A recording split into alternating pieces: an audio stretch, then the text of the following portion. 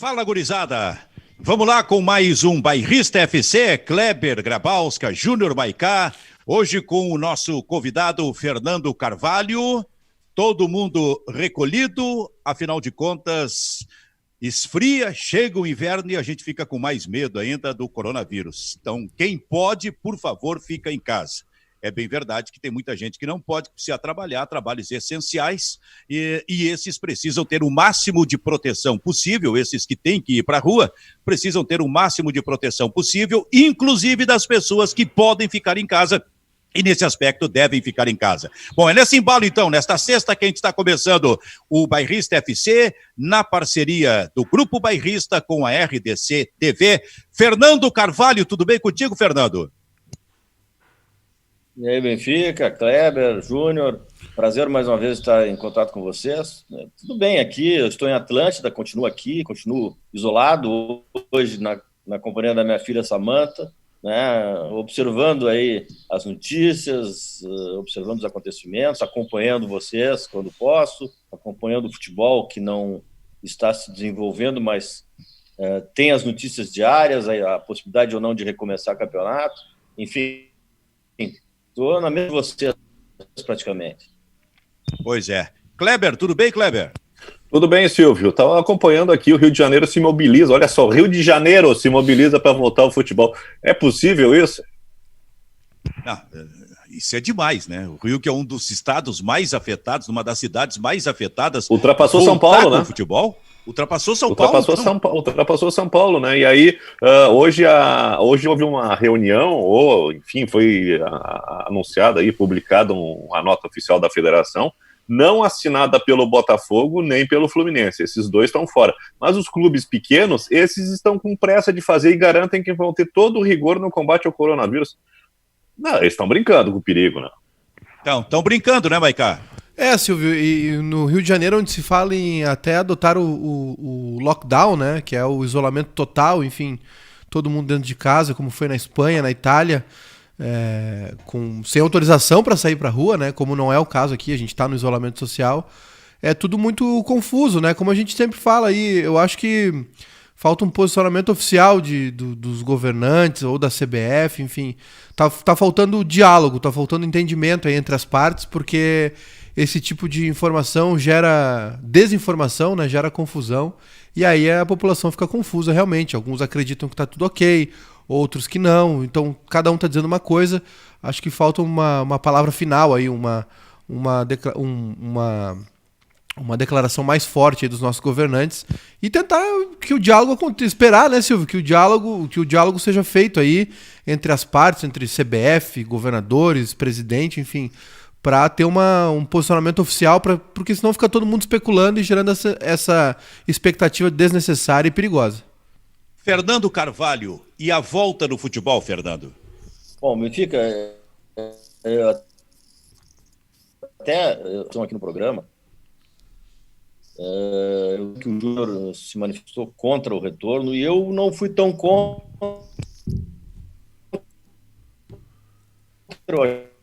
Olha, tá dando um corte na transmissão do Fernando Carvalho. Vamos ver se o nosso Júnior aí da técnica. Fernando, dá só uma seguradinha. Protocolo, então muito contra. Fernando, vamos fazer o seguinte. Júnior, tira o Fernando, por gentileza. Vamos ver se o Fernando está me ouvindo. Ou então, Júnior, faça o contato com o Fernando para a gente tentar melhorar essa internet dele aí. Vamos ver. Vamos agora, então. Recomeça aí, Fernando. Onde eu fui, então vou recomeçar. O Júnior se manifestou quando eu participei do programa que ele era contra o do futebol, né? E eu contrariei um pouco a sua posição, porque achei que os jogadores não faziam parte do grupo de risco, que isso aí, talvez com protocolos de fiscalização, pudesse haver o retorno, né? Tá me ouvindo agora, Benfica? Sim, tá bem agora, pode seguir. Bom, e aí, hoje eu quero retificar minha posição, porque como a gente não tem conhecimento técnico desse assunto, não dá para avançar muito o sinal, né? Eu me arrependi de ter feito isso. Não dá para avançar, nós temos que seguir as orientações, nós temos que seguir as determinações de quem conhece. Eu, nessa manifestação no programa, e eu acabei fazendo do teste do Covid, a cativa não tenho nada, e fiz porque eu estive na CBF no princípio de março com algumas pessoas que haviam retornado da Europa, o pessoal da comissão técnica do Tite, com quem eu conversei, estive junto, almocei junto, e aí resolvi, desde lá, né, eu estava com aquela pulga atrás da orelha, vou fazer, acabei fazendo e não deu nada, aí mandei para o médico, e essa conversa com o médico, que não vou dizer o nome, né, mas é um médico muito conhecido em Porto Alegre, no Rio Grande do Sul, aí me deixou bem assustado com a situação, né, mais ainda do que a gente já está. Embora o Rio Grande do Sul, nesse momento, não tenha nos seus hospitais um grande número de pessoas com o Covid, se espera que com o ingresso agora, com a chegada do inverno, isso vai piorar, mas há um controle. Nós fizemos um distanciamento mais adequado que nos outros estados, temos hoje uma capacidade de absorção dos doentes maior que nos outros estados, mas ele me assustou muito quanto a doença, né? Ela pode ensejar várias coisas, cada pessoa recepciona a doença de uma maneira, não é só a questão pulmonar, não é só a questão da gripe forte, da dor de cabeça, né, da tontura, da falta de ar, também problema no rim, problema muscular, tem casos de pessoas até com idade, com pouca idade, 35, 40 anos, que sofreram problema muscular, de não poder caminhar, de não poder mexer braço, e realmente cada um recebe a doença de uma maneira. Então nós não temos condições hoje de avançar, né, num esporte que tem contato físico, que tem disputa, que tem jogador suando, que tem jogador, né, que tromba no outro, enfim, acho que nesse momento é muito difícil. Bom, já está definido que em maio não tem futebol, mas eu já estou achando também que em junho também não vai ter futebol, especialmente aqui no Rio Grande do Sul, por um detalhe específico, o nosso clima, porque a partir de agora o primeiro frio chegou, já assusta e ele vai ficar mais rigoroso a partir de agora, né? Não, eu não vejo como, né? Não estou querendo, né, contrariar as pessoas que estão dirigindo os clubes, não longe de mim, eles estão mais próximos do tema do que eu, que estou distante, mas acho que, pelo bom senso, é muito difícil que tenhamos futebol, a não ser que tenhamos um rigoroso protocolo de avaliação, de teste dos jogadores, mas daí vai testar o pessoal do São Luís de Juí, o pessoal de Pelotas, aí, ou vamos colocar todo mundo numa sede só, que é uma das coisas aventadas. E aí quem é que paga esse custo? A televisão não paga esse custo, os clubes aí não terão condições de absorver mais essa despesa. Eu realmente não vejo aí com olhos nesse futuro que está, com olhos bons, nesse futuro que está se avizinhando aí. Júnior Maicá, o Diego Souza está com o coronavírus. O Diego Souza fica no Rio, né, Silvio? Até estar totalmente recuperado, plenamente recuperado. Tivemos aqueles casos confirmados no Flamengo. Também teve até a gente não comentou isso durante a semana, mas 2 jogadores do Atlético Mineiro foram vistos aí jogando uma pelada em casa, né? Os jogadores têm aquela quadrinha de futebol sintético em casa. Era o Casares e o Otero, né? E imagina, né? Vamos lá, é um grupo grande de 30 jogadores, vamos lá que 29 deles respeitem perdão, a quarentena, que vão do treino ou dos jogos para casa, e um deles resolva, não vai dar nada, vamos fazer uma festa. Imagina o caos que isso pode ser, né? Eu vi que os clubes vão testar de 15 em 15 dias, mas a gente sabe que o vírus pode demorar um pouquinho para se manifestar. Essa parte médica também nos falta dados, né? Nos falta esclarecimento. Ninguém aqui é da área da medicina. É muito arriscado, realmente.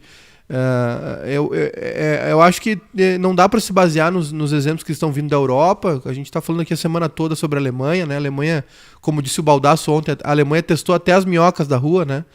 Então é muito, muito perigoso, realmente, muito arriscado. Eu entendo que a preocupação dos clubes é em encerrar o campeonato, né? Encerrar os campeonatos. O presidente Romildo Bolzan disse que sem as competições os clubes irão falir. É uma preocupação, é um negócio, né? É um negócio caro o futebol, então tem que ter esse diálogo. Eu acho que está faltando isso, sabe, Silvio? Eu acho que está faltando um diálogo mais profundo entre as entidades envolvidas no esporte, não só no futebol, mas de maneira geral, mas principalmente no esporte, que é o nosso tema aqui, com as autoridades, né? federais, enfim, governador, pessoal da área da medicina. Enquanto cada um estiver dizendo uma coisa, vai ser sempre essa confusão. E agora, com a chegada do inverno, eu não vejo como o futebol voltar, e com esses casos confirmados, né, Silvio? Oi. Sim. A propósito, Maicá, deixa eu perguntar para o Fernando Carvalho, que foi dirigente de futebol, foi presidente do clube, esteve ligado durante muito tempo à direção do Internacional, mas nunca como dirigente, nunca como ser humano, conviveu com uma situação como essa. Então, objetivamente, Fernando, um clube, um grande clube de futebol do Brasil, pega o Internacional, por exemplo, onde tu esteves, se passar 2 meses sem este faturamento, sem o futebol dentro de campo, o exercício do futebol dentro de campo, como diz o presidente Romildo Bolzan, esse clube vai à falência? Não tenho dúvida, né? Bom, primeiro, antes, assim, indo ao encontro da posição do Júnior, eu acho que qualquer decisão tem que ter começo, meio e fim. Não adianta nós recomeçarmos um campeonato e ele terminar logo ali, né? E não ter sequência depois. Nós tem que ter uma coisa definida. Não, nós vamos jogar até aqui ou até ali, vai ser dessa maneira, vamos concluir dessa forma. Hoje eu acho que isso está muito distante, né, dessa hipótese. Em relação à receita dos clubes e às despesas, hoje o que eu vejo é que as despesas permanecem e as receitas não entram, né? Certamente em qualquer empresa, não só nos clubes, quando acontece essa situação, quebra, não tem saída. O clube depende de patrocínio, depende de ingresso social, depende até mesmo de venda de jogadores. Nada disso está ocorrendo.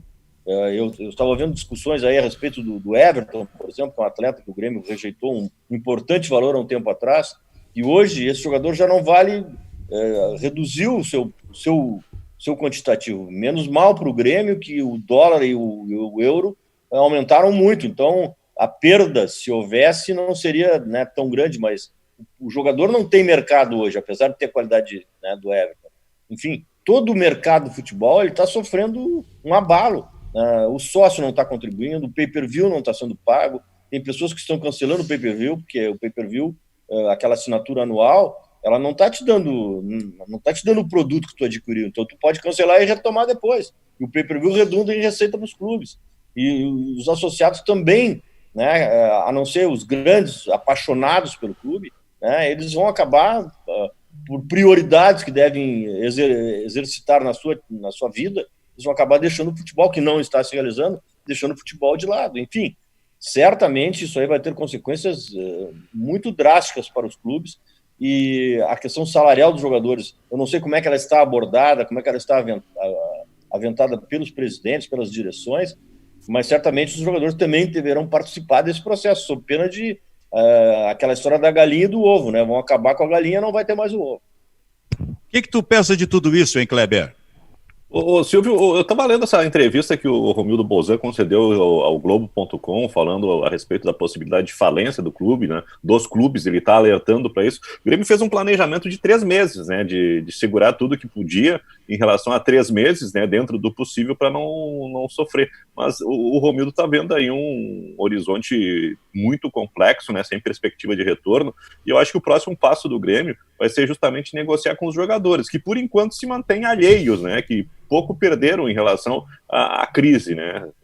Inclusive ontem tem uma história do Maicon falando a respeito de uma indenização que ele ganhou, uma causa que ele ganhou do São Paulo, né, as dificuldades da vida do atleta profissional. Bom, cada um defende seus interesses, mas eu acho que vai chegar nesse nível, a negociação com os jogadores. E é uma questão muito de consciência esse momento, né? A Espanha hoje tem a notícia de que o Barcelona voltou aos treinamentos depois de 56 dias, a previsão lá é que o campeonato retome 20 de junho, mas olha só como a coisa varia de pensamento, né, de um para cada um. O Guilherme, acho que é Guilherme Paulista, né, o apelido dele, é um zagueiro que joga no Valência, que ficou exposto naquele famoso jogo com o Atalanta pela Champions, né, em Milão, que foi o principal vetor de propagação num jogo que teve um público gigantesco, parecido com o nosso Grenal aqui da Libertadores. O Guilherme disse assim, eu não me sinto com condições de voltar a trabalhar. Imagina se eu contaminar a minha família, se algum parente meu morrer por causa que eu transmiti o coronavírus nesse momento, então eu não me sinto bem. E essa é uma indagação, é um questionamento que a gente ouve por lá e acho que pouca gente questiona por aqui, né? Então acho que o envolvimento dos jogadores, não só na questão da saúde, mas também na questão financeira e na sequência, na sobrevivência dos clubes, né, que são os empregadores. Olha, nesse momento eles podem estar em vantagem, os jogadores, mas daqui a pouquinho eles talvez sejam os principais prejudicados, se alguma coisa não for feita, inclusive por iniciativa deles, né? O interessante, Maiká, Fernando e Kleber, é que a FIFA, ainda que a gente esteja passando pelo pior momento, inclusive para a volta no futebol, a FIFA anuncia algumas mudanças. Por exemplo, anuncia a permissão de 5 substituições por jogo. A mudança na regra vai ser válida até o final do ano, poder ser prolongada para 2021. Quer dizer, até o final do ano, é porque a FIFA tem convicção de que o futebol volta. E a partir daí, vai permitir 5 e não 3 substituições no jogo. Ainda que para isso, o jogo deva parar no máximo 3 vezes. Quer dizer, se um time trocar 5 jogadores em determinado momento, numa das paradas, ele vai ter que trocar 2 ou 3 ao mesmo tempo. Ou no intervalo, né, Silvio? Aconteceu... Tô imitando a copinha, hein? Eu ia falar, aconteceu na Copa Silverard, né, do ano passado, que a gente cobriu, fizemos as transmissões dos jogos. É legal isso, sabe? Dá uma dinâmica nova pro jogo. Tem essa questão das 3 paradas, né, para não virar uma arma pros técnicos para catimbar o jogo ali no final do jogo, fazer muitas paradas. Então são 5 substituições em 3 paradas, ou faz duas substituições em uma parada, ou faz no intervalo. Agora, na questão da FIFA, Silvio, o futebol retornou, na verdade, né? Hoje o campeonato sul-coreano voltou e o campeonato alemão também está com data marcada já para o dia 16, né? Na sexta, se não me engano, né? Na sexta. 1-0 para o Jeonbuk hoje, a abertura do campeonato sul-coreano. Hein? Mas assim, a Coreia do Sul, a Alemanha... A própria Nova Zelândia também, a Turquia, são países que... A Turquia não sei informar, mas... É 16 de junho a volta da Turquia. Coreia do Sul e Alemanha foram muito bem no combate à pandemia. A Turquia não. Bom, esses campeonatos passarão a ser valorizados agora, porque terão visibilidade, né? Eu tô louquinho por um Augsburg e Eintracht Frankfurt, Fernando Carvalho. Eu tô louco pra ver um jogo da Coreia, eu nem sei o nome de tudo, mas eu ver. Fernando, tu tem visto muito futebol na televisão, não? Só tenho visto futebol antigo, só coisa antiga. Tu tá em casa, né? Tu é meio antiguinho, né? Que te viu ontem, destes jogos? Não, ontem até eu participei de uma live, que agora é comum, né? Eu não sou muito, vamos dizer, afeito a esse tipo de coisa, mas tenho participado. E me convidaram para falar sobre a coisa que a gente gosta, Benfica. Eu sei que gosta também. Sobre as seleções antigas, como jogavam, como não jogavam, né? O esquema tático das seleções, as escalações, o que mudou, né? Esse é o tema que a gente hoje está abordando, infelizmente. Mas é um tema, eu gosto.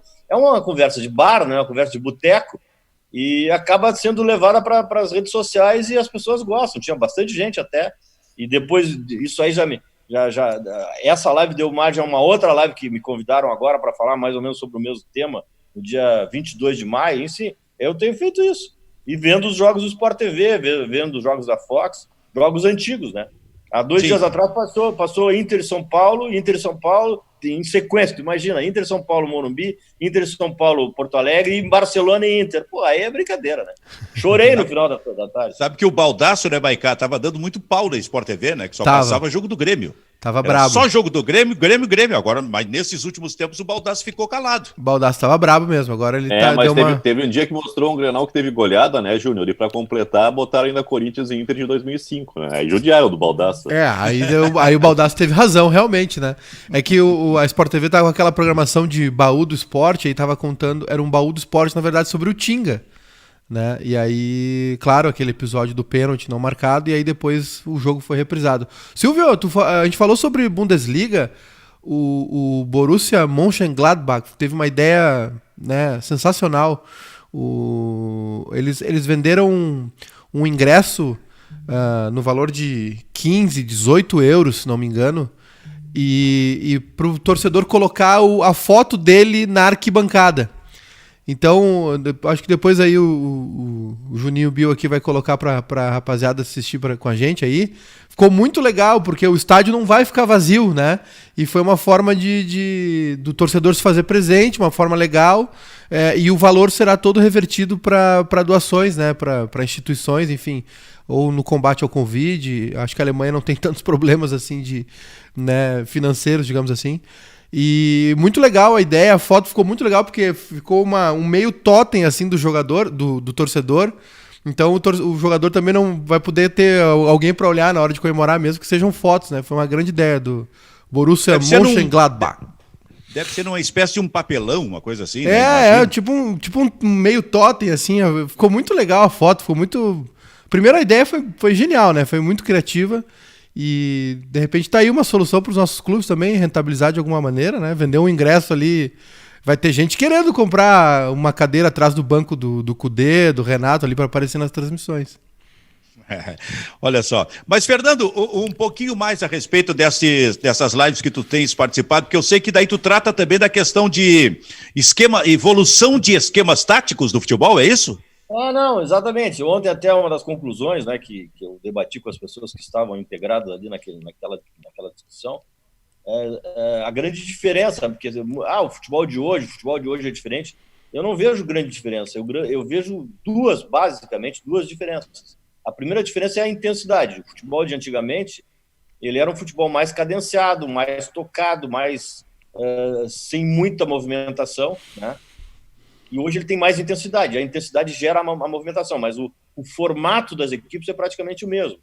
Se nós pegarmos a seleção de 58, a seleção de 62, a própria seleção de 70, que foi a melhor de todas, o Brasil jogava num 4-2-3-1. Jogava num 4-2-3-1. Às vezes num 4-3-3, mas basicamente num 4-2-3-1, sem a mesma intensidade de hoje. E o segundo ponto, e eu trago até para vocês debaterem, o segundo ponto é a questão da retenção de bola, da posse de bola. Naquela época, as jogadas eram definidas com mais rapidez, com menos retenção de bola. Hoje, a maioria dos times do mundo, os times retêm mais a bola, ficam com a bola até fazer a jogada terminal, até tentar fazer a jogada definitiva. Coisa que não acontecia naquela época. Então, eu vejo esses dois pontos como as novidades que nós temos, assim, em termos de evolução tática. Pois é, eu acho que essa questão da retenção de bola, da posse de bola hoje, ela passa muito por passes curtos, né? Fica trocando passes próximos os jogadores, e aí tu estabelece uma comparação como naquela época em que daqui a pouco, digamos que o time poderia ser mais vertical, ele decidia mais rapidamente, apesar do futebol ser mais lento, mas ele decidia mais rapidamente, com a bola chegando mais rapidamente no ataque. E aí me parece que tem um detalhe importante. A gente pode pegar o Gerson como exemplo. O Gerson era o jogador do lançamento, que não se vê muito hoje, por isso esses toques mais curtos até chegar na frente. Só que daqui a pouco vinha em cima do Gerson a surpresa, porque ele era um jogador de uma qualidade técnica excepcional. A gente voltou a ver agora na Copa de 70. E aqueles lançamentos dele eram impressionantes, porque caía exatamente no lugar certo, para o jogador certo, volta e meia caía no peito do Jairzinho, ou no peito do Pelé, por exemplo. Era um passe de 30, 40, 50 metros maravilhoso. Por isso, talvez, essa definição para chegar na frente fosse mais rápida, né? E também pelo fato do atleta que receberia o passe, ou que recebia o passe naquela época, não ter uma marcação tão pressionada como é hoje. Né? Hoje o jogador é acompanhado, hoje tem marcação, hoje tem uma linha defensiva que não permite esse tipo de lançamento. Né? Além do mais, o Gerson teve um lance na Copa de 70, que redundou em gol, inclusive, que acho que foi o gol do Jairzinho, que quando ele entrou pelo meio contra a Itália, que o Pelé cabeceou, entrou fazendo, recebeu a bola, ele tinha um círculo de 4, 5 metros que não tinha ninguém próximo. Ele deu um biquinho na bola, olhou de novo, deu outro biquinho, olhou de novo e aí lançou. Não sei se você lembra desse lance. Sim. Aí ele teve tempo para fazer isso. Hoje ele não faz mais isso. Hoje, se o jogador pensar em dar um biquinho na bola e olhar, vem o cara e atropela ele. Né? Hoje tem uma intensidade maior. o espaço está mais curto hoje para jogar, então tu tem que ter mais rapidez de raciocínio. É por isso que o toque de bola passou a ser essencial para que as jogadas de definição aconteçam no momento de desarrumação do adversário. O que acha, Kleber? Tem dois aspectos da marcação, né? Eu ia até me lembrar, até citar esse lance do Gerson, né? O espaço que ele tem e o tempo que ele tem para dominar, pensar e executar, né? A marcação não é em cima. E a outra coisa é no famoso terço final, né? No 1 contra 1, é uma característica muito forte do Jairzinho, porque a marcação é praticamente 1 contra 1 nessa Copa de 70, não tem assim uma cobertura tão forte, né? Uma marcação mais agrupada, e aí quem tem a qualidade individual, e talvez isso tenha feito uma enorme diferença para a qualidade daquele time de 70, né? Fica muito mais fácil também na hora da definição. Hoje as linhas são mais próximas hoje, né, Kleber? As linhas jogam mais próximas. E isso faz com que o atleta não tenha tanto espaço. No momento que eles superam um marcador, ele já tem logo a seguir o segundo marcador. E se vocês pegarem um jogo que passou agora, o jogo Inter e Barcelona, nós sempre dobramos a marcação. Em qualquer setor do campo, de um lado o Edinho, do outro lado o Wellington Monteiro, dobrava a marcação. O Ceará com o Ronaldinho vinha para dentro, o Ceará acompanhava, e se não conseguia desarmar, tinha o Edinho. Ou, aliás, tinha o Wellington Monteiro. Do outro lado, o Edinho, né, ou o Vargas, que entrou no segundo tempo. Então, havia uma aproximação e uma dupla marcação, né, diante do reconhecimento que o adversário era mais qualificado, que foi o caso. Né? Só reconheceu que o adversário era melhor e teve que fazer essa dupla marcação no meio campo. E a entrada do Vargas foi exatamente para reforçar esse tipo de coisa que, no primeiro tempo, o Alex conseguiu fazer em parte, mas não estava fazendo como o Abel havia determinado. O que pensa, Júnior Maicá? Se tinha muito espaço na progressão, né? Eu acho que essa questão do aumento do número de passes e da retenção de bola tem a ver claro, a retenção de bola no campo de defesa não serve para nada. Mas essa progressão que tem que ser feita, a maneira como os times progridem hoje, né, Silvio, para o campo de ataque, com troca de passes e ficando com ela em blocos, enfim, em triangulações e tal. E eu acho que para mim essa é a maior diferença, assim, quando eu vejo uma reprise que está rolando muito agora, a tranquilidade que o segundo volante, que o time tinha para sair de trás, né? Parece que era uma coisa estabelecida, determinada, de que, bom, a gente vai começar a marcar a partir do nosso campo de defesa, né, até lá, e aí o jogador tinha espaço para fazer um lançamento, né? As marcações realmente eram mais brandas, digamos assim. Mas eu acho que algumas análises podem ser feitas, né, tópicas, assim. Por exemplo, o Dunga foi um grande jogador.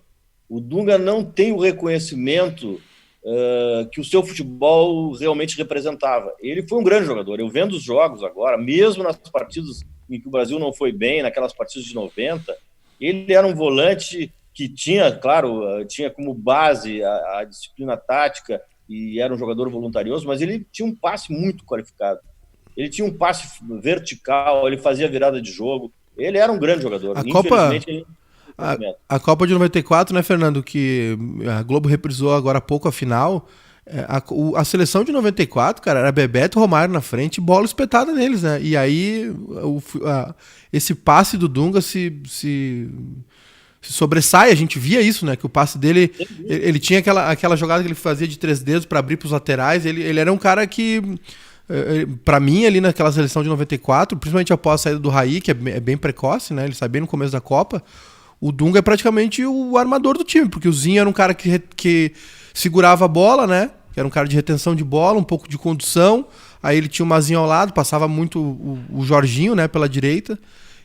Mas era uma seleção que era bola no Bebeto Romário, bola espetada não digo apertada, mas enfiada, né? Bola vertical. Vertical. E sempre do Dunga, né? E ela sempre saindo redonda, sempre precisa ali.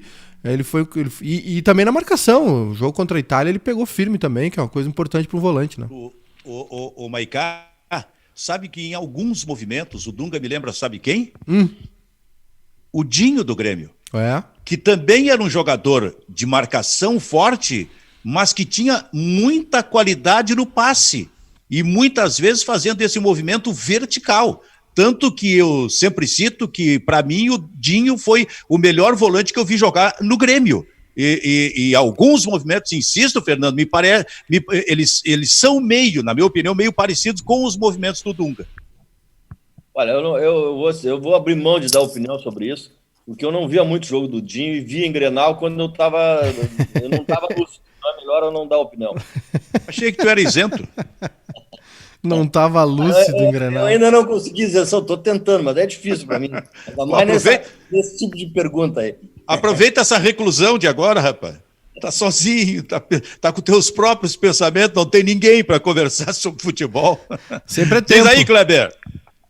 Acho que a passagem do Dunga pelo futebol alemão fez muito bem para ele, né? Porque ele tem uma efetividade, uma objetividade no jogo, né? Um jogador que tem passe de intermediário em profundidade, lançamento. Eu acho que a Copa de 94 recupera. Eu acho que isso também é muito bom, né? Para a gente reavaliar alguns conceitos que a gente tem a respeito do futebol do passado. A Copa de 70, para mim, essa reprise dos jogos da seleção brasileira na Copa de 70, para mim, elucidou, clareou muita coisa a respeito de alguns jogadores que eu não tinha uma ideia tão elaborada. O que jogou o Gerson na Copa de 70, né, a ponto de eu repensar as minhas seleções históricas aí, né, um jogador extraordinário. O Rivellino jogava, a gente sabia, e como é lindo ver o Rivellino jogar, não é à toa que ele é ídolo do Falcão, né, Carvalho?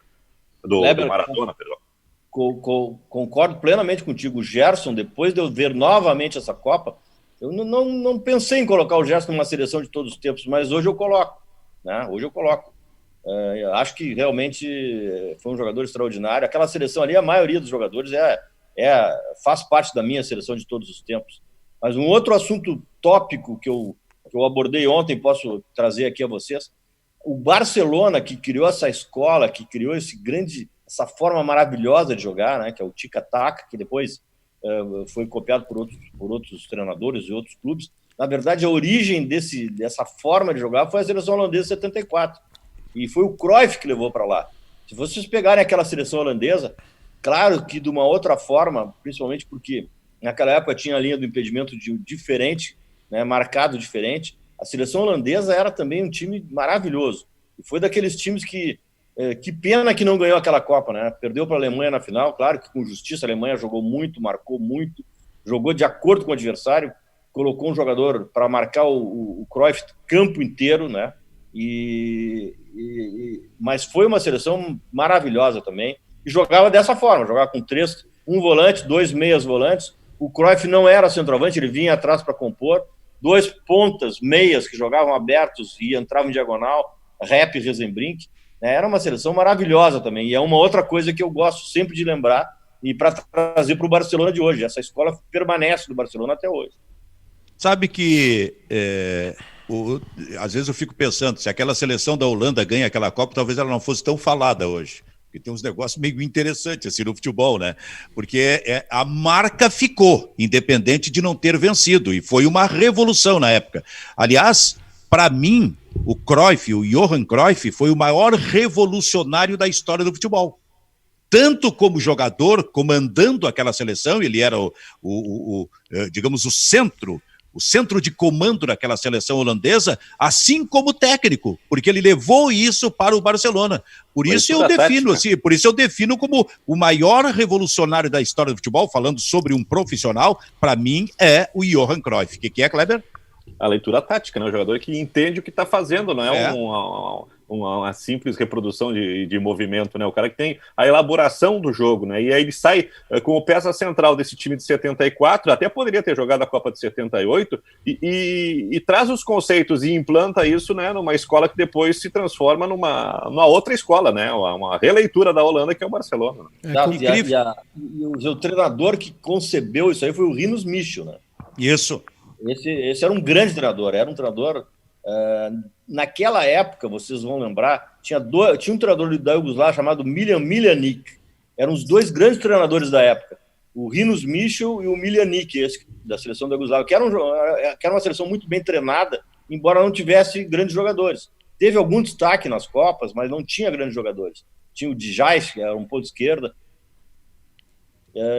e o Miljanic era um treinador, acho que até treinando depois do Real Madrid, era um treinador também destacado, mas o Rinus Michel, a armação que ele fez, aquele futebol total, aquela compactação, aquela marcação de 3 jogadores na bola, né? Aquele enxame praticamente de laranjas, né, em cima do homem da bola, que hoje é o que se faz. O Barcelona faz isso, né? Hoje o Barcelona marca muito o homem da bola, pressiona de trás, pressiona na frente. Realmente é de lá que vem essa escola que hoje está predominando no mundo. Agora eu vou te dizer uma coisa, Fernando. Qualquer grande treinador, se não tiver dentro de campo jogadores que interpretem aquilo que ele está querendo, talvez fique no meio do caminho. Eu vou citar um time do Internacional, no caso, tu fala do Internacional. Rubens Minelli foi um dos grandes treinadores, para muitos o maior que passou no Internacional. Mas dentro de campo era impressionante que ele tinha jogadores e que naquela época era uma coisa difícil. Nós estamos falando dos anos 70, era quase que uma ideia embrionária de um futebol jogado de uma outra forma, um futebol total, mas ele tinha dentro de campo jogadores que entendiam isso, que tinham compreensão, que tinham leitura de jogo, tanto que vários deles viraram técnico. E isso é impressionante, porque já acontecia no grande time de 75 e ficou aperfeiçoado em 76, quando chegou o Marinho Pérez vindo exatamente no Barcelona, com o entendimento aí sim de um jogador que estava já atuando no futebol europeu. E foi o Marinho Pérez que trouxe uma evolução para o nosso time, né, naquela época. Não sei se tu lembra, Benfica, os outros certamente não viram, não vão lembrar. Não, o Kleber viu, que isso, cara? Ué, que é isso? O Kleber viu, Kleber? Não, era muito pequenininho. O Kleber era da nossa geração. Tinha 3, 2 anos, não me lembro. Bom, quando o Marinho chegou no Inter, a zaga colorada era Hermínio e Figueroa. E o Marinho, desde logo, chegou e assumiu a titularidade. E o que o Minelli mudou? O Minelli mudou com a marcação homem a homem. O Marinho passou a ser o jogador da caça. Ele caçava o seu adversário e o Figueroa ficava na sobra, né? Mais ou menos como fazia a seleção holandesa. A seleção holandesa fazia dessa maneira. Isso foi uma introdução naquele esquema que veio através do Marinho. Então, o Figueroa ficava na sobra, Marinho acompanhava o centroavante. Muitas vezes o Marinho jogava pelo lado direito e o Figueroa pelo lado esquerdo, quando a postura inicial era de Figueroa zagueiro central, Marinho quadro zagueiro. Mas como ele acompanhava o centroavante da adversário, que naquela época as equipes jogavam com 2 ponteiros, 2 meias e um centroavante, o Minelli encontrou essa fórmula para obstaculizar da melhor maneira os seus adversários. O Marinho trouxe isso e trouxe também aquela linha de impedimento, aquela chamada tática do impedimento, onde todos os jogadores, diante da citação de uma palavra, que cada dia variava, uma palavra de ordem, eles sufocavam o adversário que estava com a bola e, a partir dali, na retomada, tinha um contra-ataque com a maioria de 5, 6, 7 jogadores contra 4, 5 do adversário. Isso o Marinho trouxe, foi uma grande evolução que teve naquela época. Bom, o mais jovem da gente é o Júnior Maicá. Tu nascesse em que ano, Maicá? Eu nasci em 84. Mas vem cá, ô Fernando. Tô velho já. É brincadeira? Por isso que ele é júnior, né? Senão seria o Master Maicá, né? Mas isso é brincadeira. Esse homem nasceu no ano que eu cheguei para trabalhar na Rádio Gaúcha. Aí estava nascendo. Se eu soubesse lá, eu tinha feito uma homenagem. Olha, está nascendo lá em Pelotas. Não, eu sou daqui, eu sou de Porto Alegre. Aqui de Porto Alegre, um rapaz cujo nome no futuro vai ser Júnior Maicá. Vai ser um talento do jornalismo. Guardem esse nome. Guardem esse nome, eu teria falado isso. Ah, sim, é. Mas o que eu tô dizendo é o seguinte. Então, obrigado, bondade de vocês, obrigado. É uma honra estar aqui entre vocês, a verdade é essa. O que eu tô dizendo isso é o seguinte, assim, ó, gerações, é impressionante, a gente tá lidando com isso no futebol, quer dizer... É cíclico, né, Silvio? É como... Maicá, exatamente. Como então, a se a gente for falar daqui a pouco num futebol de intensidade que tenha sido visto, porque evidentemente que o Maicá buscou imagens, elas estão aí à disposição sobre esses times antigos, inclusive, imagino, do Internacional e do Grêmio, mas se ele for falar de um time que jogou com esta ideia de intensidade que ele viu e que seria no Grêmio, eu posso dizer que tu visse isso no time do Grêmio de 95, 96, Maicá? Sim, sem dúvida. E assim, Silvio, a gente estava entrando agora de novo na era tava chegando aqui, né, o 3-6-1, 3-5-2, 3-4-3, que na Europa já tá rolando há um tempinho, né? É muito cíclico. É como a moda, mas não é uma moda, né? Tem seus fundamentos, assim. É É como se cada treinador, de tempos em tempos, viesse com uma solução, e aí todo mundo começa a correr para tentar achar o contraveneno, né? Então veio o Barcelona do Guardiola com essa coisa da posse de bola, não sei o quê. Aí veio o Mourinho com as 2 linhas de 4, o ônibus estacionado na frente da área. Aí vem o Conte agora com o ressurgimento aí do 3-6-1, o Ajax que tá jogando um 3-4-3 também. Aí agora o Kudê aqui no Inter, né? Com um 3-5-2, um 3-6-1, como queiram. E agora essa junção de intensidade, pegada, marcação com bola no pé, é esse time do Grêmio de 95. O time do Grêmio de 2016, que ganha a Copa do Brasil, tinha um pouco disso, sabe, Silvio? Não tô comparando, não farei isso. Pra mim, o time de 95 é o time do Grêmio, o melhor que eu vi jogar. Não vi todos, né? Tem o de 83 também. Mas eu acho que esse time de 2016 tinha algumas características. Essa marcação mais alta, enfim, a recuperação rápida, né? A marcação, não tão pressão, mas uma marcação alta, a tentativa de recuperação da bola rápida e a posse de bola, né? Com o passe, enfim. Um trabalho que a gente sabe começou com o Roger, depois o Renato aprimorou. E hoje eu sinto falta disso. Acho que o Grêmio hoje, inclusive, estava muito brabo com o Grêmio antes da parada, né, da pandemia, porque o Grêmio era um time que parou de marcar, assim, na minha opinião, né, que estava muito espectador do adversário. O Grêmio perdeu essa mordida lá em cima, essa embocadura aí de tentar recuperar a bola rápido, né? Mas não, claro, não estou comparando com o time de 95. O que me impressionava naquele time de 95 era as alternativas de movimentação que tinha para o meio-campo, cara. O próprio Arce, né, Silvio? Fazendo uma coisa que a gente viu o Daniel Alves fazer aí, jogando no corredor por dentro, né? Mas assim, mas as alternativas de meio-campo eram interessantes porque elas começavam pelo Dinho, que era um primeiro volante que sabia jogar, passava pelo Goiano, que era um baita jogador também, e inclusive baita cobrador de faltas, e daqui a pouco esse movimento tinha, lá em 95, Arilson com Carlos Miguel. Alta qualidade técnica, mas também a compreensão de que era necessário marcar nesse meio-campo do time do Grêmio, alternando posições. E aí vai para 96, que o Arilson é vendido, sai do Grêmio, vem o Emerson, como meia, hein, Fernando? Como meia que depois se transforma em volante. Quer dizer, são jogadores de múltiplas funções que acabam se adaptando, e isso sempre é importante num movimento de meio-campo de qualquer time, hein, Fernando? Acho que caiu, não sei, o Maicá caiu o contato com o Fernando. Vai dar aquele cortezinho e vai voltar, quer ver? Tá, e aí ele recomeça. Fernando, tá me ouvindo agora? Bom, em seguida vem o Fernando. E aí, a tua opinião sobre isso, ô Kleber? Voltou, Fernando? Voltou, Fernando. Vamos lá, Fernando Carvalho. Fale agora o cálice para sempre. Acho que Silvio, a gente está falando aí da qualidade, né, implantada pelo Roger e depois aperfeiçoada pelo Renato, que é o Grêmio desse... Acho que ele voltou, Kleber. Fernando, tá me ouvindo? Oi. Tu chegasse a ouvir o que a gente colocou sobre tipo de alternativas para um meio-campo, com jogadores de múltiplas funções? Sim, cheguei a ouvir e concordo plenamente. O Emerson, para mim, foi um grande jogador, né? Saiu antes da hora, né, de aparecer no Grêmio como a sua qualidade recomendada. Mas o que mais chamava a atenção do Filipão era a simplicidade. Jogava muito simples, mais competitivo, e esse foi o melhor, sem dúvida nenhuma. Foi a expressão que tu usaste foi simplicidade?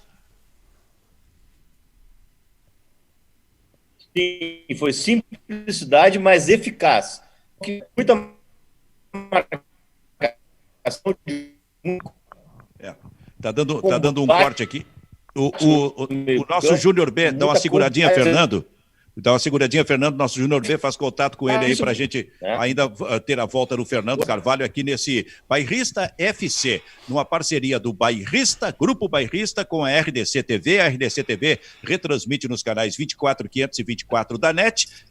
claro, e também transmite em todas as suas plataformas digitais, assim como o Grupo Bairrista do Jornal do Bairrista. É isso, Júnior Maicá? Pois é, Silvio, mais uma mais uma empreitada aí que a gente se meteu, né? Não sei onde é que vai dar isso aí, mas tá divertido.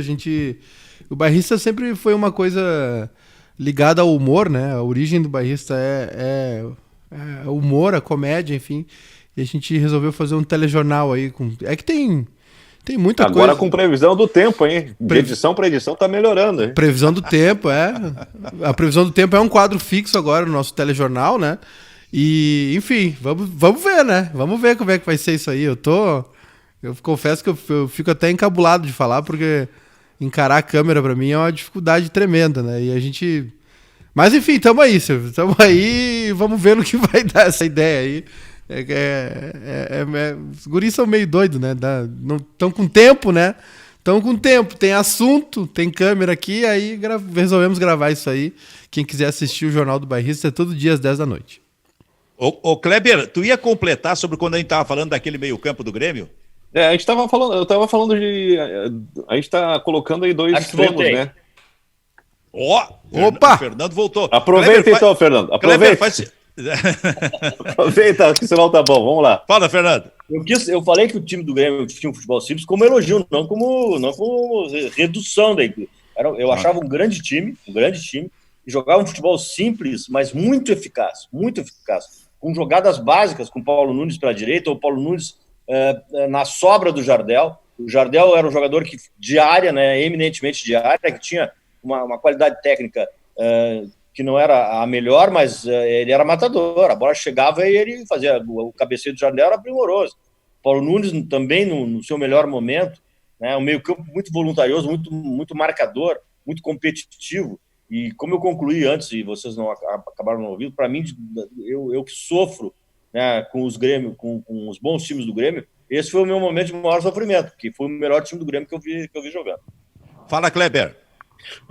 Entre esse Grêmio do Filipão, né, e o Grêmio do Renato, tem o Grêmio do Tite, né? Talvez que não tenha tido uma qualidade, tenha tido um auge, mas um período talvez muito curto, não tão duradouro e marcante quanto o do Renato e o do Filipão. E esse time do Grêmio, né, eu acho que o Grêmio fazia o anti-marketing, né, porque era um time muito bom, era de muita qualidade, só que o Grêmio conseguia vender uma imagem que eu não sei se era real, né, porque no fim fica a imagem de um time brigador. Não, o Grêmio tinha muita qualidade, só que aí tava o Cacalo, que era um incendiário, o Filipão, que gostava do negócio, tinha esquema Parmalat, porque que o Grêmio é sempre sofrido, que não sei o quê, mas era um time de muita qualidade. Mas eu friso entre esses dois Grêmios, o atual e o do Filipão, o do Grêmio do Tite, que também vem com uma ideia nova, né, serve de inspiração, inclusive, para a seleção brasileira, e que eu acho que é a confirmação. O Tite já tem o título de campeão gaúcho com o Caxias, mas ali com aquele Grêmio, o Tite coloca a assinatura dele no futebol brasileiro. E até acho que, analisando esquemas que eu gosto, o melhor 3-5-2 que eu vi jogar no país foi esse do Grêmio. Esse foi o melhor 3-5-2. Era muito bem armado. E tão bem armado que o Grêmio alternou zagueiros. Eu me lembro que tinha um jogador júnior do Inter chamado Pedrinho, que acabou no Grêmio, que era lateral direito, jogou de zagueiro. O Paulo jogou de zagueiro. O Galvão de volante de zagueiro. O Roger. O Roger jogou de zagueiro. Ele tinha um esquema muito bem montado e as peças variavam e o esquema mantinha a sua eficácia. Não, aqui, ó, na decisão da Copa do Brasil contra o Corinthians, o Mauro Galvão se machuca e entra o Alex Xavier. Que também foi bem, se adaptou àquilo ali. Quer dizer, isso quer dizer o seguinte: o esquema estava ajustado. Exatamente. Aí o jogador entrava e dava resposta. Agora, Fernando Carvalho, ex-presidente do Internacional, tu também invadisse o campo junto com o Ibsen Pinheiro lá em 1969, quando o Internacional, no ano da inauguração no Beira-Rio, no mês de dezembro, com 0-0 diante do Grêmio, voltou a ser campeão gaúcho? Invadi espiritualmente. Naquela época eu tinha 16 anos. Gostaria de ter invadido porque o Zeno Escobar Barbosa, árbitro, anulou um gol inacreditável do Valdomiro, que não foi impedimento, eu estava na linha, né? Lançamento do Tovar, gol do Valdomiro, para nossa... Aquele grito sufocado, ele durou muito tempo, né, Benfica? E daqui a pouco tu tá conseguindo, e o time do Grêmio era muito bom, se vocês pegarem, né? No último minuto daquele jogo, o Áureo, zagueiro do Grêmio, deu um chute de fora da área, a bola assim, passou tirando, triscando o travessão. Então, foi muito sofrimento. E o Zeno poderia ter, né, se ele confirmar o gol, acalmar, representando a maioria dos colorados ali, que como eu gostaria de ter entrado também. Lembrando o Ibsen Pinheiro, falecido Ibsen Pinheiro, saudoso Ibsen, invadiu o campo no final do jogo, até em função desse gol, exatamente, anulado no Valdomiro pelo Zeno Escobar Barbosa. Não, e em função de faltas, que o Zeno começou a marcar faltas perto da nossa área, e uma falta atrás da outra, e o Ibsen aí resolveu invadir o campo. E entrou caminhando, sereno, tranquilo, sinal de que não ia acontecer nada, né, velho? Exato. Ele teria dito assim, ou tu para com isso, eu abro os portões, é isso? Ele disse isso, Fernando? Diz a lenda que sim, né? Ele fez um sinal para a Coreia e disse que abriu os portões da Coreia. Diga, Silvio Benfica. Paicá, o interessante do Fernando é que ele lembra dessa atuação do Zeno Escobar Barbosa, que estava louco e tal, mas ele não lembra da atuação do Roque José Galas, que num jogo do Inter contra o Caxias, acho que foi? Contra Caxias. Contra o Flamengo de Caxias, que o Edson Madureira, lateral direito, chutou uma bola, a bola bateu na rede pelo lado de fora, e o Roque José Galas deu gol para o Internacional. Aí o Fernando não reclama. É que quem bate esquece, quem apanha não, né? Então quando a gente bate, a gente esquece. Quando a gente apanha, a gente... Como é que foi essa história? Tu estava no campo também, né, Fernando? Evidentemente que eu estava no campo. Se não me engano, o Caxias tinha um zagueiro chamado Pelé. Vamos até pesquisar. E acho que o gol foi válido. Da posição que o Galas estava, não tinha como ver diferente, e ele acabou dando o que ele viu. E depois... Foi que nem o Zeno. O Zeno também, no gol do Valdomiro, deu o que ele viu. Não, mas o Zeno deu um impedimento que o Bandeirinha não deu. Então decide, o Kleber, decide essa parada aí, Kleber. O Kleber tinha 3 anos, ele não lembra. Tem que pedir o VAR, cara. Isso aí. Mas olha, eu lembro muito desse jogo aí, é interessante, essa bola bateu pelo lado de fora e o Roque José Galas, que aliás depois veio a ser comentarista de arbitragem legal, uma figura se declarou colorado depois. Uma figura maravilhosa, cara, né, Kleber? A gente conviveu com ele na Gaúcha, que cara espetacular, cara. Mas Benfica, em termos de erro de arbitragem, um erro que poderia ter mudado a história do futebol gaúcho foi o erro do Agomar, ao não dar um pênalti no Dario naquele Grenal que o Grêmio venceu e que ganhou o Campeonato de 77. Não sei se tu lembra. Sim. Esse foi um erro histórico, que o Agomar deu o pênalti e tomou 2 ombraços do Oberdan e acho que do Cassiá, ou outro zagueiro do Grêmio, mas eu acho acabou que tirando da área. Eu acho que não é o Grenal do título, né? É um Grenal da fase de classificação, cara. Não, é um Grenal que o Inter ganharia uma fase que não daria o Grenal do título. Tá. Não daria a vantagem do Grêmio. Grenal, nós ganharíamos uma fase. Foi o Oberdan, o zagueiro do Grêmio, que meteu o peito no Agomar e ele anulou o gol. Ele anulou o pênalti. Anulou o lance. Eu lembro disso também. Tudo que vai e volta, né? Eu lembro disso. E tu lembra disso, Maiká? Não, essa parte não lembro e não consigo os registros visuais. É o que a gente estava comentando antes, né, de Copa do Mundo. Graças a Deus existe o YouTube. Silvio! Depois tu busca se não me engano, uma voadora do escurinho no árbitro Luiz Torres, viu? É Luiz Torres, né? Luiz Torres, que era do meu tamanho, baixinho. Foi ponta direita do Aimoré. Ele foi ponta direita do Aimoré. Que época boa, né? Que podia dar uma voadeira no juiz, né? Um tempo bom. Resolvia as coisas dentro de campo já. Mas essa tá aí, essa imagem tem aí, tu pode pegar aí no YouTube. Diga, Maiká. Não, eu preciso que o senhor, Silvio Benfica, mande um abraço pro seu Wilson, que tá nos assistindo. O maior camisa 7 da Vila Farrapos.